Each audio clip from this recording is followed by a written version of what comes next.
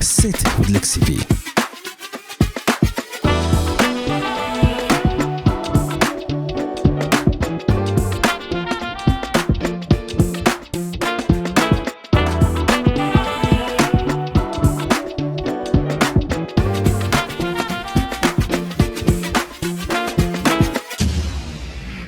So Joy, how are you? I am crazy busy, but good and excited. I'm really excited to do this. I'm so excited to have you. I know that you are a crazy busy CFO doing all the things. So I really appreciate you being here.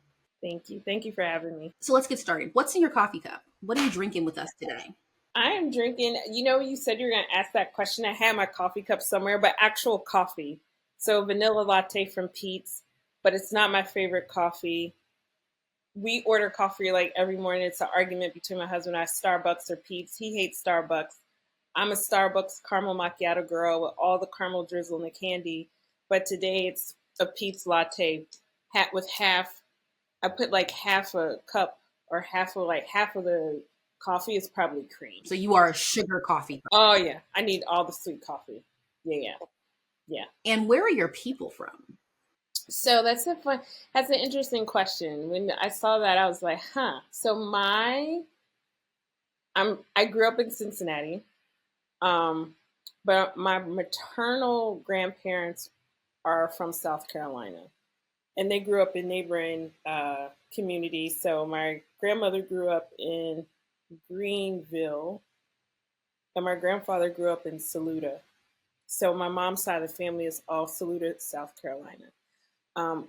Anderson. So my whole family on my mom's side is from South Carolina. I still have family there in Greenville, Greenwood. And then my dad's side, I think, is from Mississippi. This is where things get dicey. My great-grandmother and grandfather moved to Cincinnati at some point in time, not sure when. My great-grandfather is not 100% Black. We're not completely sure what he was because he was adopted. So you know how Black folks are. Like, I'm part Native American, but like he was a lot of different things. So I'm not exactly sure where he's from. All my dad's relatives say that he was from Indiana, but I never have proof of that. So it's something I like when I have time, I want to dig more into. Well, we have a lot in common because I'm also a Midwest girly. I'm from St. Louis, Missouri. Yes. St. Louis and just like the whole Midwest is the best. Like, we're just nice people. And people don't believe it. I'm like, no. I'm really this nice. Like, I'm from Ohio. I'm from Cincinnati. Well, let's be more specific. I tell people Midwesterns are nice until you try it. Yeah. Now, what did Tupac say? I'm not a killer, but don't test me. It's so funny. I love the whole Kendrick movement that's going on. Love Kendrick, all that. But like, I remember the Tupac and Biggie beef. So the original. So I love to quote Tupac. Anyway, that's neither here nor there. Tupac is one of my spiritual ancestors. Since we were talking about it. But I do want to honor the Kendrick Drake beef. Yes. Which is very entertaining. And Drake knows he's wrong. Put that out there. Drake, know you're wrong. You're wrong. But I also do want the community to remember what a rap battle can do and a rap beef can do, because Tupac and Biggie are dead and both died before 25. Yeah. So I would also like us to calm down a little bit. Yeah. We could take it too far. Yeah, we could take it too far. Yeah. So you are a CFO at a tech company doing the damn thing. If nobody's told you, you are doing the damn thing. Thank you. And today we're talking about international rotations because you have been on them. And so my first question to you is, what made you want to be part of an international rotation to begin with? Yeah. So, you know what? It's funny. It wasn't on my radar. I had, you know how you work at a company or you live through something and you never realize how good you have it until you leave it. It's almost like a relationship. Like, you could take your spouse, your partner, wife, husband, whatever, cat, dog, hog for granted. And so I worked at EY for a really long time. And I think that I took that time for granted because I worked for such great people. And so, to be completely honest, an international rotation was not on my agenda. It happened to fall into my lap because I had some partners ask me if I wanted the opportunity to move to Europe. And I was like, yeah, to London. I was like, that sounds fabulous. And so it really was just some partners looking out for me and offering me an opportunity that yeah, it sounded cool, and I knew it was available, but for whatever reason, I was like more focused on I was in DC, Washington, DC at the time. I was more focused on moving from DC to New York than like out of the country, because like New York is where I really, really wanted to be. So it was pure luck, pure luck, to be completely honest. That's funny because I remember in college, I wanted to move to New York, but only because of living single. So, clear. Let's be very clear. Yes. Oh my God. I'm a 90s girl. Yeah, so. I wanted to move to New York just because, like, I had finished law school. I went to law school in Cleveland. I worked for an accounting firm, and to me, it seemed like the center of the universe, right? Like I had a lot of financial services experience, and so I was just like, oh, I want to go work where all the big clients are. And this was maybe just a tiny bit before, right around like the tech scene started to boom, but I was on the other side of the country. So like coming out to the Bay Area definitely was not on my radar. Like I'm a Black girl from the Midwest, like Chicago, New York, like those are the big cities. Like if you make it to those cities, you made it. And so New York was high on my list. Like I had my eyes set. Like that you couldn't have told me that I was not going to end up in New York. I am so glad that your reasoning to go to New York was a lot less vain than mine, because real talk, family, I wanted to move to New York. I wanted to live in a Brooklyn brownstone with Queen Latifah and the girls as my roommate. Yeah. But I wanted Carrie Bradshaw's shoe budget. Oh. That was the only reason why I wanted to live in New York. And I did an internship in New York, a summer in college, and I was so broke. And I came back to college and I was like, I can't do New York unless I have a Mr. Big budget, or I got a Mr. Big man with a Mr. Big budget. Yeah. And so that ended my New York dreams at 22. I was like, I can't afford the lifestyle that I deserve. Yeah. So yeah. It's outrageous. Even now, like with some salary, I still look at stuff. I'm like, ooh, New York. Like, I see job opportunities every now and then, and like I look at my husband, because we both love New York. Like I will shut New York down. He's like, I don't know, Joy. I think we might be Bay Area people. We just might have to give it up. We Bay Area people, honey. So when these partners at EY were like, Joy, London town, thoughts, what did you do to prepare for that? Do you want to know the God's honest truth? I went home and started packing up my apartment. Like I was single. I didn't have any kids. I think I had a boyfriend at the time. Sorry. I was ruthless in parts of my career, but I was really excited and started to look it up. So let me take a step back. The reason why I was excited is because when I was in high school, my high school choir and band went to London and Paris. And then when I was an undergrad, I studied abroad in Paris and Russia. So it wouldn't have been my first time there. I always wanted to go back, and I love to travel. When else did I go to Europe? And I spent a month in Spain. So I like by myself in between law school and working full time. So I loved Europe. I loved the idea of travel. And I knew like I probably wouldn't have that opportunity any other time in my career. So I was just like, yeah, send me. What do I need to do? And so I interviewed with the partner. I went up to New York and had an interview with the partner, and pretty much the rest is history. I literally packed up my apartment, and like I didn't have much. It was just me. I had lived in a 1-bedroom apartment in DC. So all I had was shoes and clothes. So the important things. Yeah. And some of those shoes and clothes I still have to this day. Because they're important. We need to make that very clear. Okay. Yeah. Okay. Yes. Joy, you don't know me well yet, but I'm very serious about my shoes. I am too. Like, and people think I'm crazy, but I am too. And what's funny is when I was in DC, I used to be a Louboutin girl, and same when I was in London. But then when I moved to the Bay Area, I met this woman who worked at Jimmy Choo, and I became a Jimmy Choo girl. Big time Jimmy Choo girl. Y'all, I even had my bridal shower at Jimmy Choo. When San Francisco had a shower at Jimmy Choo, San Francisco. Yeah, in San Francisco when they had a store. I think I've met my kindred spirit.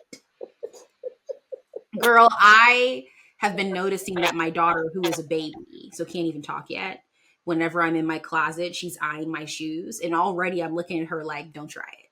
I will fight you for no. shoes. See, that's what I'm glad. Don't try it. So in a previous season, we actually had someone get on the show and really kind of talk about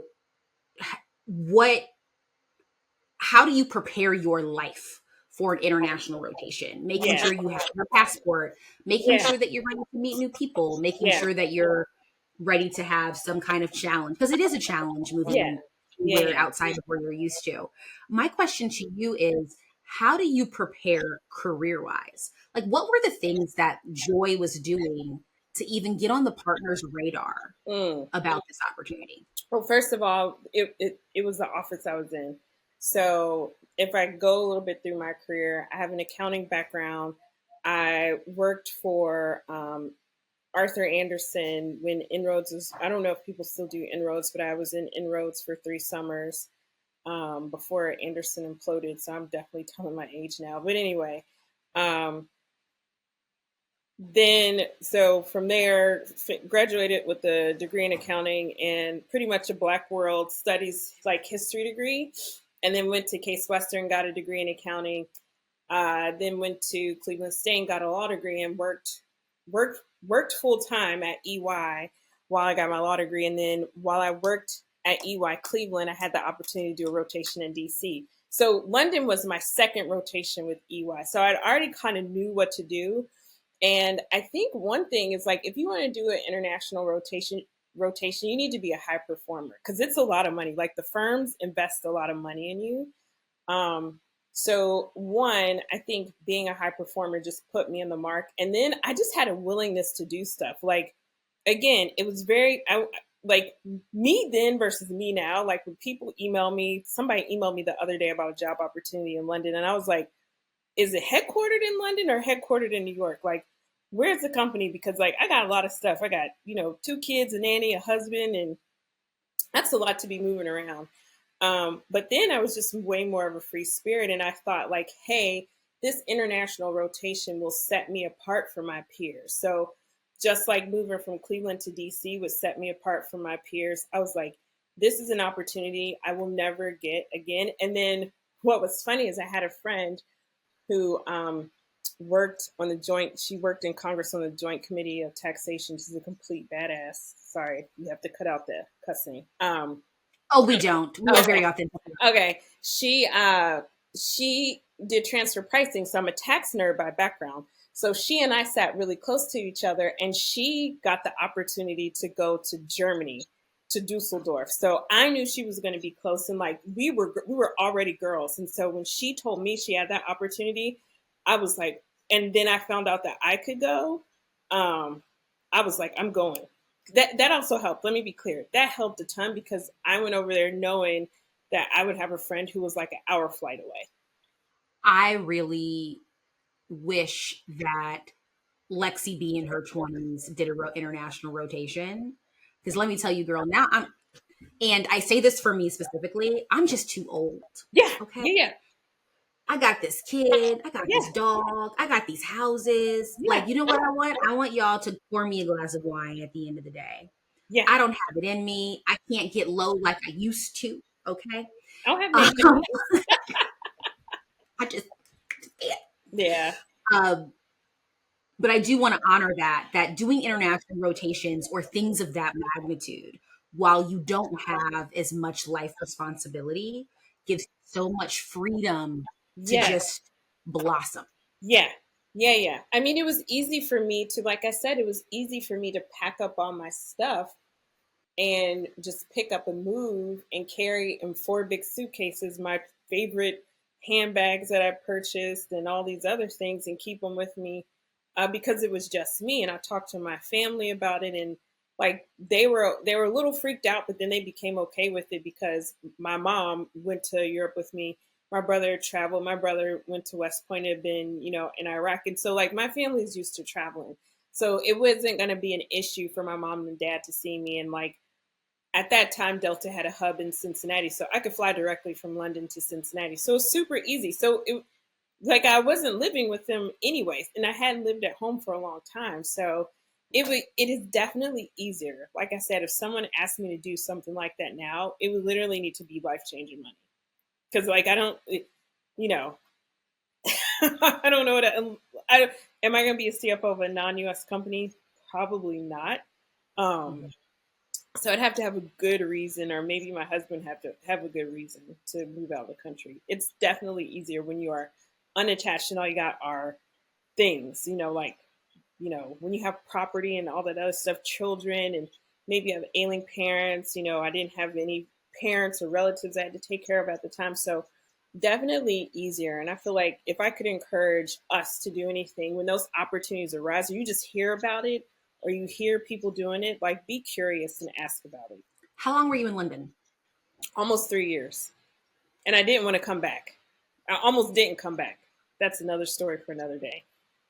Wait, so then why did you come back? London town's one of my favorites. So girl, I wouldn't have come back. Okay. I had to because the type of visa I had. So what's funny, it's pre me being Joy Mbanugo, I was going to be Joy somebody else. And I was engaged to somebody else at the time. And I actually got a job offer at State Street. And I was going to work at State Street in London, close to my house, because I lived in Canary Wharf. So it was like all perfect. But I found out, and this is how I learned so much about immigration, the type of visa I had a tier 2 intercompany visa, which only allowed me to work with EY. I did not have a tier 2 general visa, which would have allowed me to work with anyone else. And so what I would have had to do is hurry up and get married and all these things, but that did not happen. And I found my way coming back to the US, not to New York, sadly, but ended up working out for me in the end, and on my way to California. Looking back on your experience in this rotation, how has it transformed, for better or for worse, your career now? I think it was a huge, again, it's just like one of those things like EY, I keep giving EY a lot of credit. And because I was there for so long and I got to do so much, and there's so many partners that I still am so grateful for to this day. I still keep in touch with. They're my friends and I love them. Like it was huge because when I came back to the US, the minute I got back to the US, because tax reform was huge, there were a couple of other big tax laws that were being passed. So for tax nerds at that time, if you spent time on the Hill writing tax legislation and you knew anything about that and had connections, or you were outside of the US and helped non-US multinationals implement US tax laws, because the long arm of our US tax system is it's based on territory. So like wherever US companies have presence, or if you have presence in the US, we will find a way to tax you. It just, again, put me ahead of, I don't say ahead of my peers, but put me in a different class because I had a different experience. I think the other benefit that I didn't expect is just understanding and having respect for other cultures. I always grew up to like respect other cultures and be curious, but I think living in a different country where you see people covered from head to toe and it's not a big deal. You walk in their Harrods and like women are like covered head to toe, but they got the baddest bag, and like you don't think anything of it, and you don't like stop and freak out because somebody's covered. And you start to learn about wealth on a global level, and it just made me see the world differently. And I'm not saying like I grew up ignorant, but like a lot of Americans, we don't travel. Like we don't get the opportunity to travel. And so what we see is what we grow up and where we grow up. And so we have a very insular view of the world. And I think it helped me personally have a broader view of the world. And then just from a business standpoint, respect other people's way of working and respect other cultures, because I ended up in a rotation program where there were people from all over the world. and we would have cultural interchange and all that. So it was great. It was great. I love how you mentioned the woman covered up with the baddest bag. I was in Berlin once in the airport, and I'll never forget it. Customs. I was traveling to Poland, so I was trying to get through customs or whatever, and there was this Muslim woman covered head to toe with these bomb Louboutins, and she was having a fight with the agent because her bag was overweight due to all of her shoes.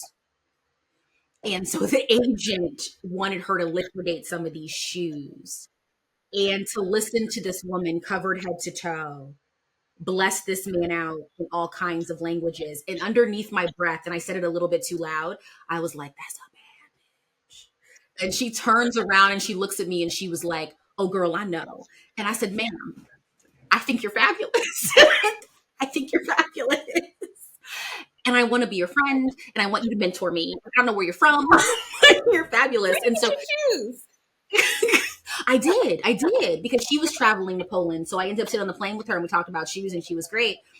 I say that all to say, to bring back your point of culture and the importance of really knowing how to interact with people that are different. Yes. I didn't know how to do that until I started traveling. Yes. Yeah. And again, like you, I was not raised in an ignorant household. My parents were very open about culture and that kind of thing, but it's one thing to read about it in an encyclopedia book.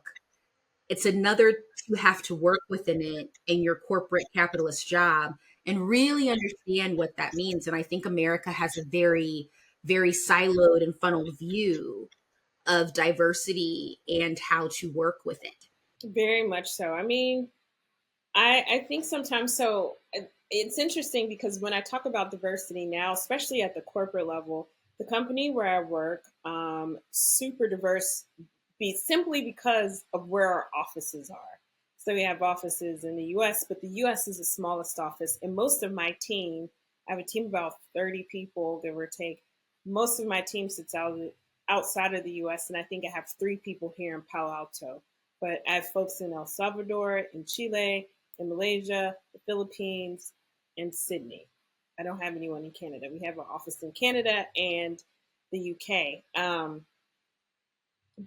So our company is super diverse, but it's not diverse in the way that most Americans would think of diversity. Because I feel like when we talk about diversity, we're very much black and white, right? Now, if you worked in tech, you know that's not true because diversity in the tech sense, right? Like big tech sense is gender,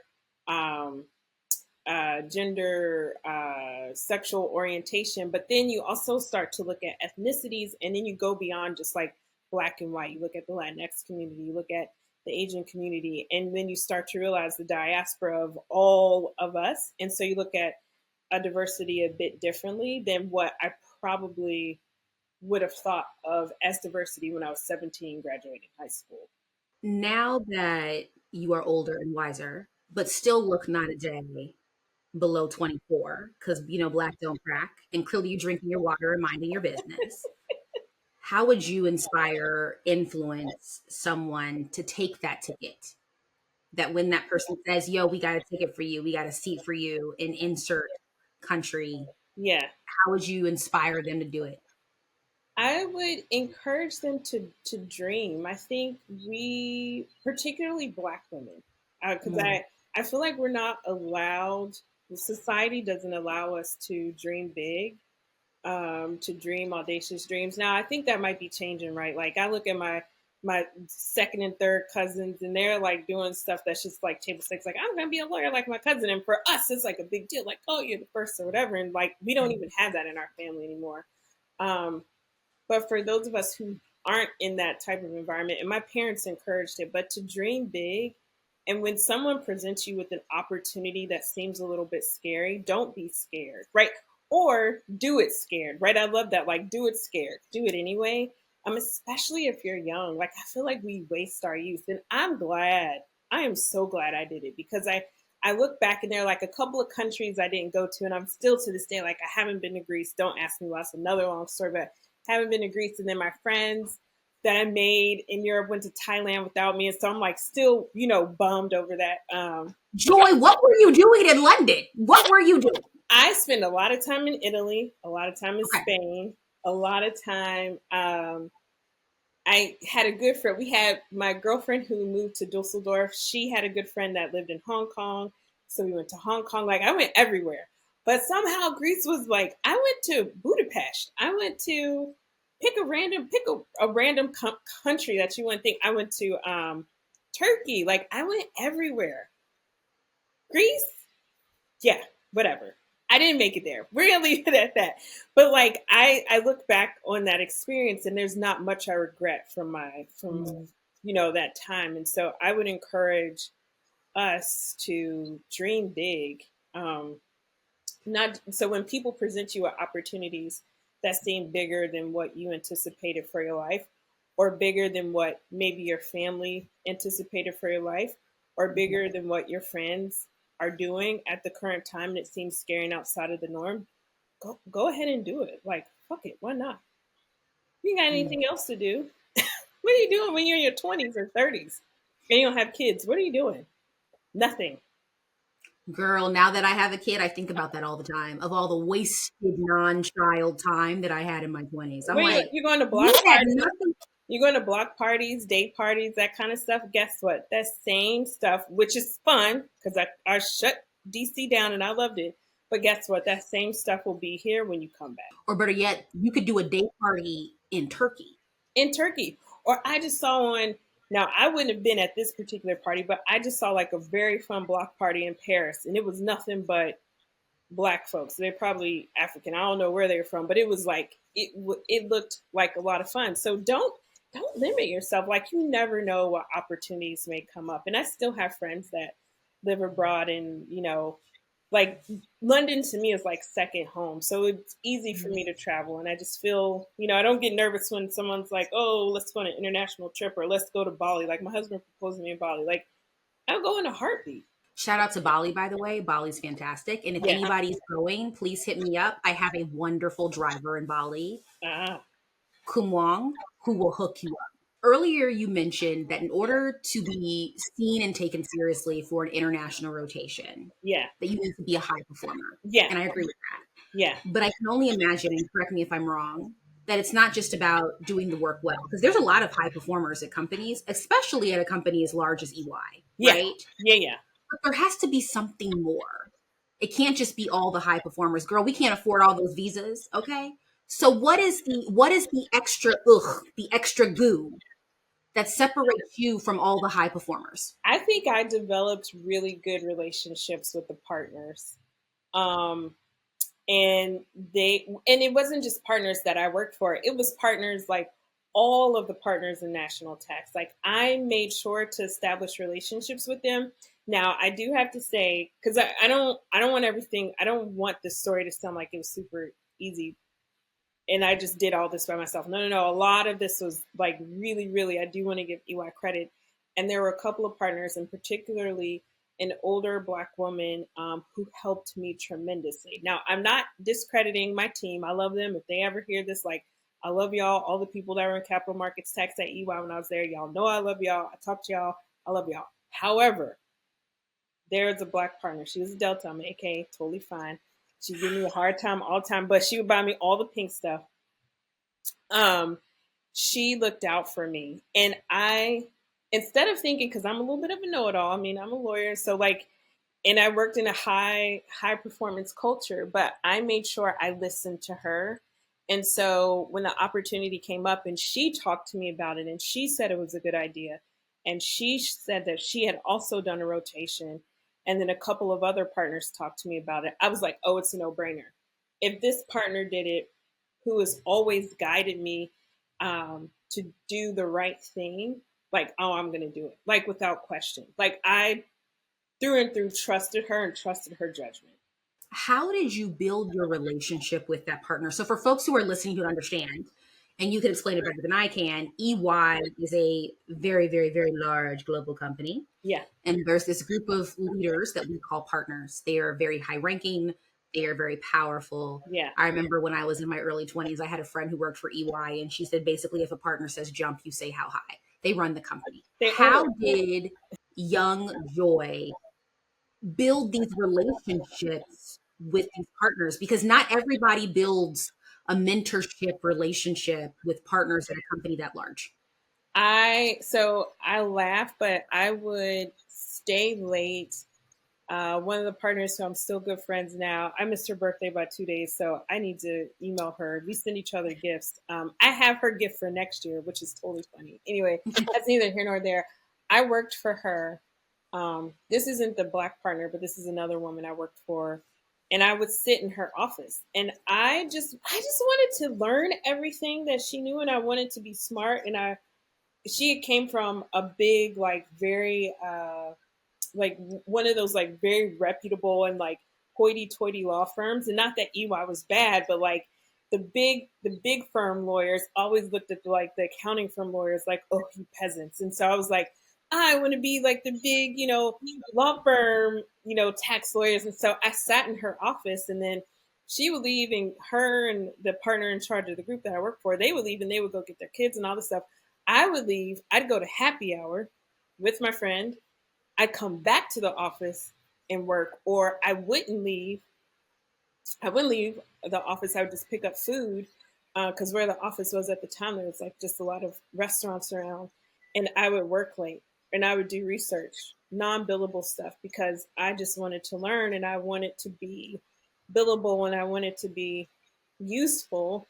And I just had a hunger for learning, and I think it was just like the competitive nature in me to have billable hours. And so sometimes when I was in the office that late, this is one of the benefits of working in the office. Like, I see the benefits of not and the benefits of being in the office. But at that time, because I would be in the office late, there'd be other partners there who I didn't work for, but their teams were there. So I made friends with those partners because I was working with, or I was friends with the people that worked for them. And so they got to know me. Like, I was part of the group of like folks that would stay in the office late, not super late, but like beyond the 5 o'clock, when people were like rushing to daycare and this, and their kids have activities. It was just like, I didn't have all that. Like, guess what? Again, like, I had happy hour and like partying, and I was dating here and there when I was in DC. No offense to anybody at that time either. But like, work was a big part of my life, and I had a lot of friends in the office. So we would just kick it and work in the office and have happy hour. And the partners who worked late who could, I established relationships with them. I love that story. I remember when I was early on in my career at a major tech company, I would frequent this happy hour in San Jose, California, at this Mexican restaurant called Pedro's. I don't know if they're still open. Yes. Yeah. Girl, Pedro's was my spot. Okay. Yep. You got to get the frozen strawberry margarita, and you got to get the appetizer nachos. I'm just letting people know it's legit. And my company was down the street from Pedro's. And I realized very early on in my career that a lot of the high-ranking men at my company would go to Pedro's happy hour after work. So I started going because I wanted to start building relationships with the people that happen to make the decisions. And at the company that I was at, and I will not date myself, but this was at a time where people weren't really talking about women in tech and things like that. It was majority white, straight men. Yeah. And there's something I think very powerful about being the youngest person in the room. Mm-hmm. Is people just want to tell stuff. Yeah, all the time. And I hate to say this, but like, you're not a threat, right? Like, you're not competition. And I wasn't like, and I knew that. And I wasn't trying to come like a know-it-all. I was coming like, will you all teach me? And so I think because I had that, like, that attitude of like, I just want to soak up what I think people were very willing and open to just like sit me down in their office. And like, I would set up office hours, like when partners would do these talks, and for all of the I hate to call it junior staff, I don't know if that's appropriate now, but junior staff, and they'd be like, oh, I have an open door policy. I'd set up time. Girl, don't tell me that I can roll through, okay? Yeah, because I'm going to. Yeah. And so and that carried with me throughout. That's carried with me throughout my career. And so I did while I was working late, and if there are partners there, I'd say, hey, I work late. I'm happy to meet after 5 o'clock. I know you are busy throughout the day. You're writing a book. You're teaching. You have billable hours. Like, I'm happy to meet after 5, or like we can grab a sandwich or this. And I ended up meeting a lot of partners that way as well. So what I hear from you is that, one, we should be doing international rotations. Yes, for sure. Okay. 2, in order to prepare for them, you need to be good at your job and you need to build those relationships, right? Yeah. You need to be really good at your job. Like, I think being good at your job is table stakes. So it's funny, I have people right now at our company, we're going through like the promo process. We're June 30 year. And so promo and like bonus and all that, people kind of stuff. And people report to me, and everyone's trying to put their person up for promotion. It's just like, you can't put someone up for promotion just because they're good. Like, because I expect everybody to be good. We hire good people. What I expect is for like there to be this group of people who perform above the good people. So I'm assuming most of the company is good. Like, we're all good. And then there's that crop of people who are doing the above and beyond. And I think when you do the above and beyond, people are more than willing to invest time and money in you. Like, firms will invest all of the money in you when they think that they're going to get their pound of flesh. But when they think that you are worth investing in because you've shown them like, hey, I'm committed to this, they'll invest time and money in you. I think that's the quote for the episode. When you go above and beyond in your job, people will invest time and money in you. And now, if they don't, leave. You're not in the right place. That's a whole other podcast episode. But if usually, not all the time, usually someone, what I have found, even in places where it got to be hard to work, someone will find you and will invest in you. Someone may hear about you that's not even in your group, will find you and hear about you and will take an interest in you and maybe help you. And you know what? And sometimes that help is that person sitting you down in a conference room behind closed doors and saying, let me help you get your resume together because you don't need to be here. Yeah. That's a hard thing to hear, but yes. Yeah. So I don't want everybody to think that I'm just like out here like, oh, go and do all this and work above and beyond, because I could just see somebody listening to this episode like, I am doing above and beyond, and like my company is and all this stuff. Totally get that. That could be the case. You're not at the right company. I love that. So reintroduce yourself to us. Who are you? I'm a badass mofo. No, I'm kidding. I wanted to say that when you told me that. I was like, do it, Joy, do it. But no, at the end of the day, I am Joy. Like, I am the embodiment of my name. I love to have a good time. I am all about my family.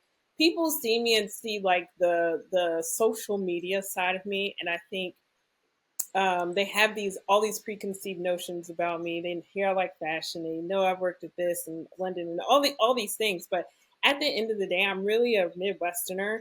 I like hanging out with my family and friends, and that's like what's most important to me.